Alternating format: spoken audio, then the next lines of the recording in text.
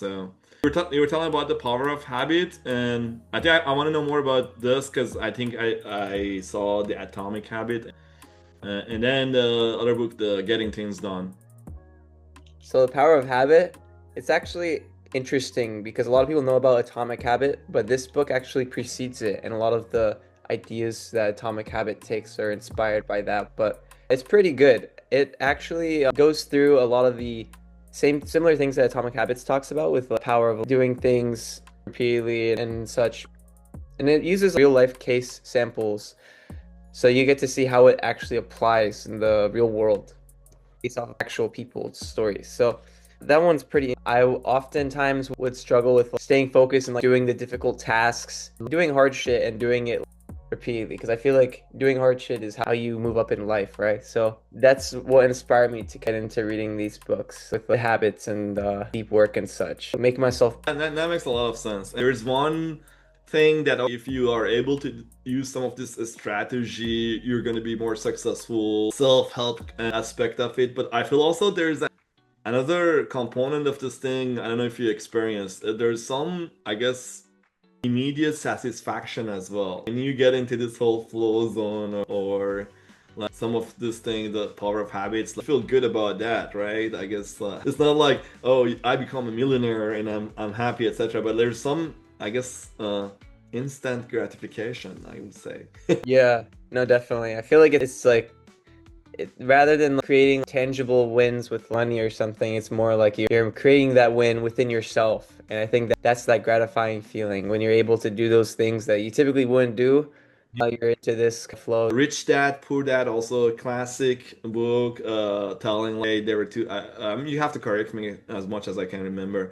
There were two dads, and then I guess like this guy had looking into two different people. One of them was basically his actual dad went and just studied, and the other dad didn't study as much but know how to make money and do investment. And I guess it just talks about what is asset, what is liability, and how to let your money works for you, etc. Is that a fair, I guess?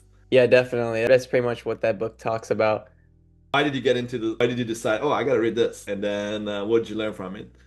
Yeah, I would say that book taught me a couple things. So, firstly, there's always a way to do things that we don't consider when we're first looking at it. So the fundamental example would be making money. He talks about all these different strategies he made money. You wouldn't be able to figure that out from school or from a textbook, or it's something that you just need to dig into. And that's the first thing. There's always going to be another way that works better than what you're seeing. And then the second thing it taught me is don't be afraid of uncertainty. I think in the book he talks about how he was jobless and sleeping in the car and stuff at some points.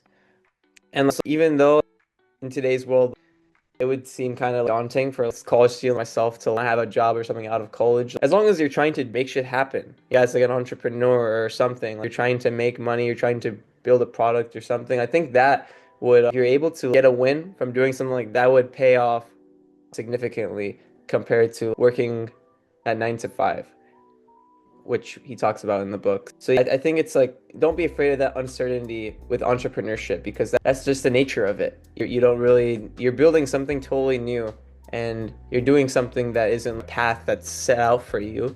You're making your own path. And of course, it's going to be like, you're not really going to know where you're going. But if you just keep on moving, you'll see the end of the tunnel and you'll be successful. So I think those are the two main takeaways I had from the book. But No, what do you?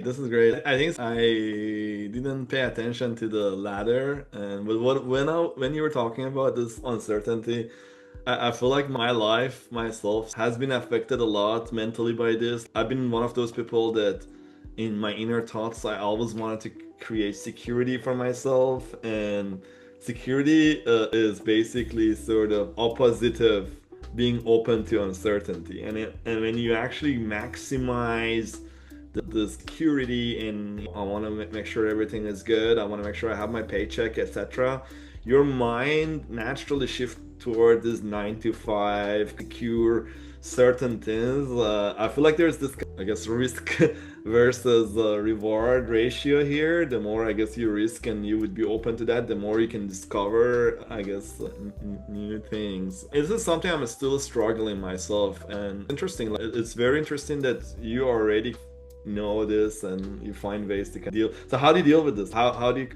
convince yourself that, you know what, I can also go and then for 9 to 5 get a paycheck, etc., be secure, soft, etc. But how would you, I bet like there's some temptation somewhere inside you, especially when things don't go so well. You want to get, I don't know, some support for some project that you're doing, etc. Things don't go well, and you see, oh, there's this guy just working for someone else, and they just give them a paycheck, and they got 401k and all insurance, everything. How do you deal with all this thing? I think for me, it's about the community. Seeing other people inspires me, how they were able to do it. And so not even just like big people like Steve Jobs or like Mark, but even just like such like people you see on LinkedIn that get acquired or something like kind of stuff. It's like real. Like it's not like just like some fantasy, you know? So I think like that's the biggest thing for me, and like being able to like have some community that are also like trying to pursue this path to some extent, like building their projects and um, uh, believing, being crazy about their ideas. That's what I'd say keeps me pushing. And then like another that would be just like seeing like hate jobs, you know, just like I'll be like, yo, how's like my like or how's like X and Y Z company, and then they're like, I hate it. And I'm like, okay. Title sounds so interesting, was how to win friends and influence people. I feel this is a skill, like it's very important for an entrepreneur, or if you wanted to do something. And I even didn't know that. I'm just inspired like how systematically know all the sort of knowledge that you have to learn. And so yeah, so about like how did you know that this is an important thing? I know it's important. I didn't know, now I know. How did you know this is important? What did you learn from this? Yeah, so it's pretty basic, like how I know is important. So I was keeping up with like a slash YouTuber named Mark Rupp, and like he like about like a book, and I listened to it and I was like, wait, this is pretty cool. So like I like got the book and started reading it. So basically how I found out about it. But what does the book talk about? And it basically, as the name talks, it's kind of interesting. It talks about like how friends and influence people, but I think like it's because a, like when you read this book title, it feels like the book actually talks about. It's like very, I think it should be like intuitive, but essentially it's like gotta treat people like genuinely and put on like and like that's it. That's like how to win friends and influence people. Just like treat people with like best, and like you know, like emotional, like put on like like it's like kind of that are like yeah, how people, that's how humans are. And like if you want to like become friends with someone, or if like we get caught by the police officer speeding or something, like how are you supposed to like interact in that scenario, you know? And like the learnings I have from that book, like they go to more depth about like things, I but guess like once you're in the tech or research group, sometimes the authority, like that was a concept that I was so far into, like leading with authority. Like, have you heard about this concept, like being the leader, but like not be you like, you know, an hour, and that's like, yeah, so interesting. definitely. I would definitely recommend it to you. I think this book really changed like the way I think about like how like just people and stuff. So yeah, the thing about this book is it's quite interesting. Like the very first pages like give you like some instructions on how to actually read the book. Huh.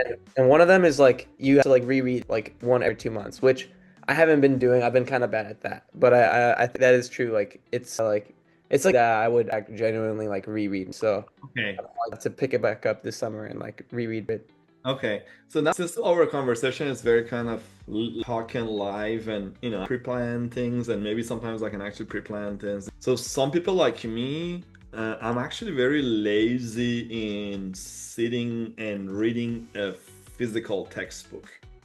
So versus for listening to podcasts or something that's audio, etc., is easier. And because you know, like, you know, all the entrepreneurs and CEOs, they read like some books per week. So I think there's no doubt about reading books and like listening podcast. We know this is good. We know we all need that, etc. But like, one thing that always comes to my mind is what are the new ways of reading books that could be. I think nothing substitute of obviously getting the physical book in your hand like this and going from the I guess like bottom end and I that. But like, what is second best approach to do this thing? For example, like I was thinking like this is not the best thing, but like I was thinking like going to ChatGPT like right now and say, what is How to Win Friends influence book uh, about what I can learn from it after reading it. So probably this is not a good way to read a book, but I wonder what are your thoughts about things like that. Like, first of all, let's just do this experiment and see how much of it you agree because you actually read the book. So um, okay, so some general description what the book is, right? And then core idea, the book is about how to improve your relationships personally and professionally by understanding, influencing people through empathy, respect, and effective communication. Key lesson you learn, people skill that build rapport, over without so influence without arguing, leadership through inspiration, like yeah, so my yeah, topic. So because otherwise, people like me, I mean, like yourself, we're very we don't have like sometimes very busy, sometimes lazy, sometimes there are a lot of reasons for you not to read a book, but you actually want to read it. So what new way to read a book fast? Yeah, yeah, great point. So I think what you're already doing with the software could be a great solution using like something like Notebook LM to like audioize the book experience. I think with that too. I think that could also be good with like like I do a lot to school and back to my house. So like I'm sure a lot of people commute like Yeah. yeah, a good way to substitute that time that you're spending in the car with like from those books. And yeah, I would those two things like tools to like help get to through the knowledge and like summarizing the book a certain way, as well as using Notebook LM or something to like audioize books. Yeah, so, and all of that, like, I mean, it's getting to more interesting as we randomly talk. So the Notebook LLM, I actually also use it, and I want to know. The person I talk to is the kind of, I guess, like, what are more modern, recent ways, if there's some tools that I'm missing or better way to interact with the tools. And we talk a lot about a lot of tools, like I think our messages and in our conversation, at least. So Notebook LLM, I have been also sort of a fan, and I like so the way I have used it in the past is to kind of add links and and create an audio, and it's about 15 minutes audio, and you also get into that interactive mode with it and ask questions, etc. But that is like 15 minutes. So first of all, like, is any other like is that's it? Like it only creates 15 minutes of summary, or are there better ways to use it? That's a great point. Actually, it's kind of funny I'm talking about this. I actually never used Notebook LM. I just kind of heard about it from my friends. So I'm not sure. However, I think if you want like I would like maybe for people that are able to like have I would say maybe just doing like the audiobook and then putting it on like 2x speed. That could be like another although it might be like if you're doing it on 2x speed, like process everything faster. So yeah, if you're able to do that, that could also be another way to like get all the knowledge. But I'm sure there might be some ways you could play around with this, or if not this, similar software that would allow you to create longer summaries that were more in depth. Which brings me to our idea list that I know we reiterate over so many ideas. I think I don't done a good search to see what's out there in terms of startups. I think there's room for some AI agent of this sort where 15 minutes audio, but like in a way they said like kind of book, and then it can hey, I can go for 15 minutes, I can go for 30 minutes, but then I can go for more details. And I feel like this all audio model they a lot. It sounds to me actually pretty simple. We might be able, you and I, to put this together, because I guess there's a bunch of like very text to speech models right now, which you can even like train them in a way that voice or something.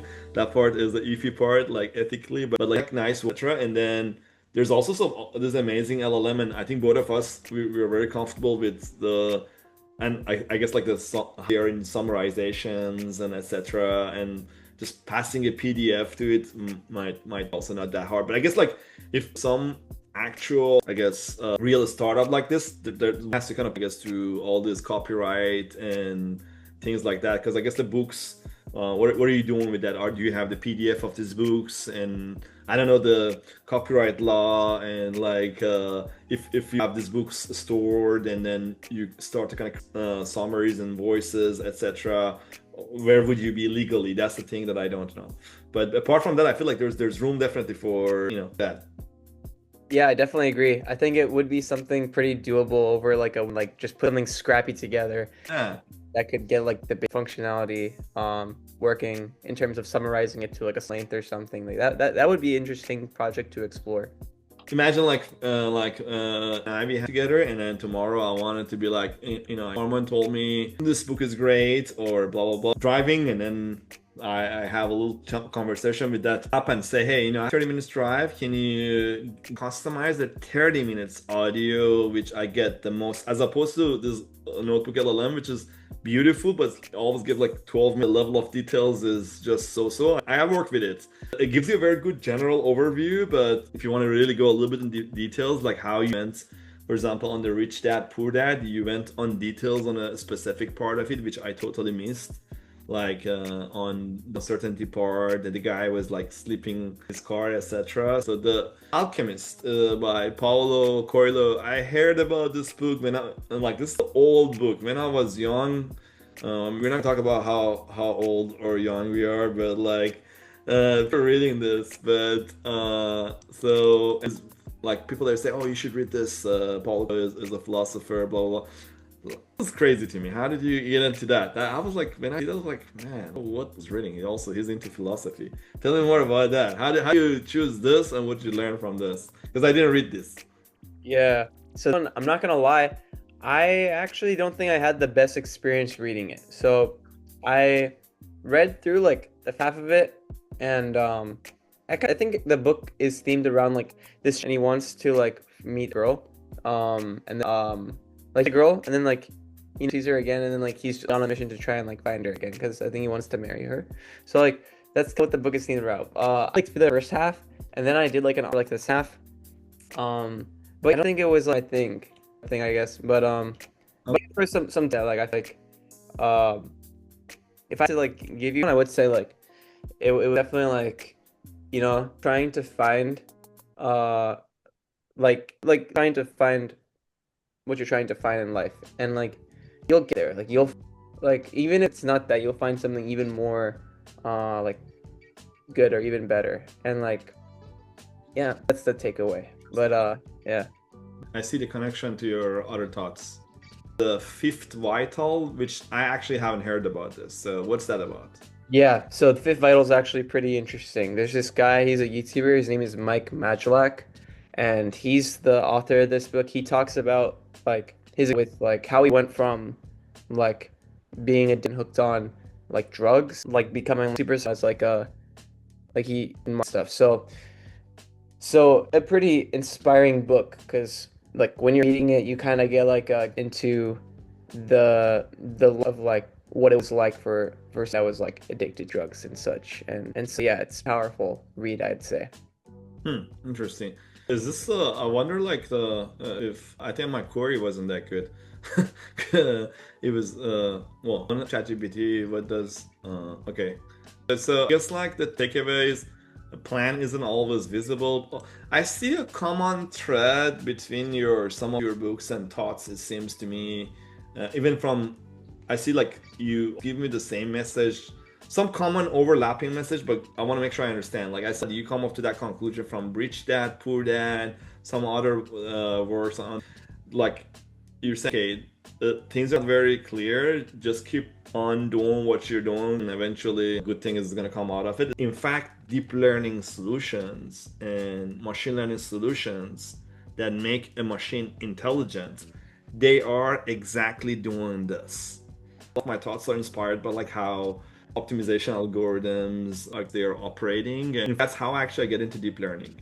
So to me, deep learning was a way of optimization, minimization of loss function, algorithm like a stochastic gradient descent algorithm, which is a fairly simple algorithm, allows you to kind of train these deep nets that they do all those amazing things. It has been always very inspiring and amazing. A fairly simple algorithm. That algorithm, when you think about it, it just does a fairly good job no matter where it starts. Like, and eventually you would get to that, kind of you minimize the loss function, which is like where you actually learn.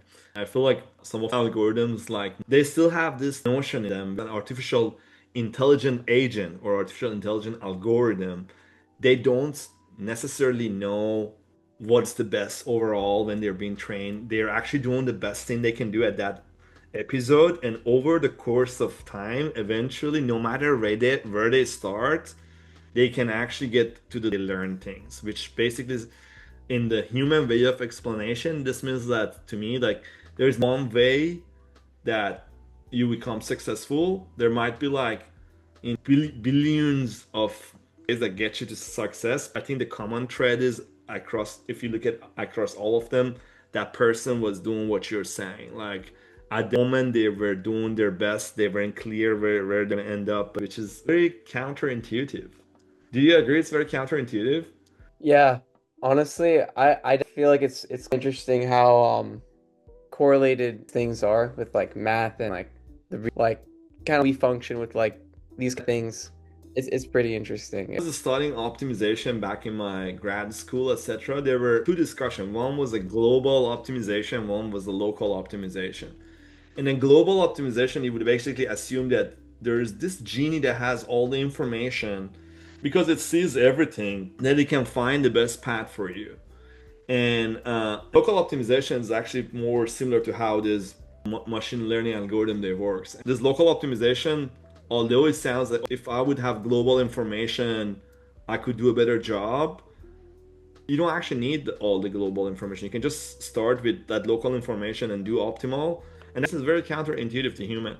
I feel human thinks, and the society thinks that I want to know everything. I want to know this global information and be assured and secured. Yeah.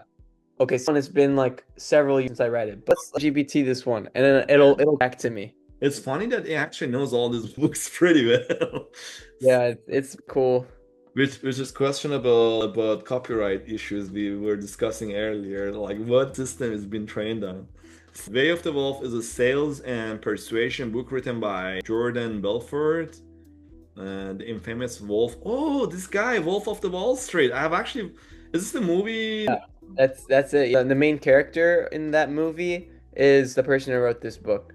Oh, interesting. I think at the time that I was reading this book, it's quite interesting. I think it was like, it's definitely not as relevant as it is to me now. But when I was reading it in like senior year of high school, I think I just finished watching The Wolf of Wall Street and I was like pretty inspired. I wanted to pick this. It was about Jordan Belfort's like insights into sales. So he talks a straight line system, and the idea is it's like a simple kind of system. You follow each in this straight line to convert a lead to a sale.